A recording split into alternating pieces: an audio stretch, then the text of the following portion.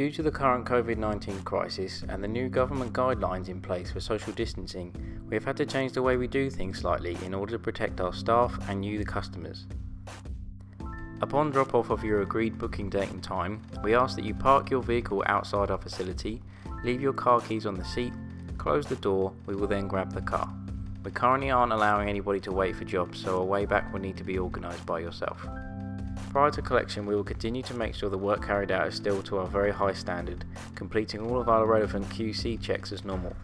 The inside of the car will be wiped down with an alcohol wipe, the same with the keys. These will be left in the vehicle.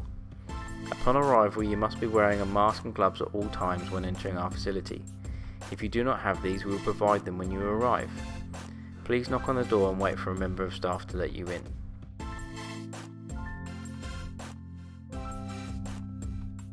Final payment must be made prior to collection. All relevant receipts, information packs and warranty certificates will be emailed to you.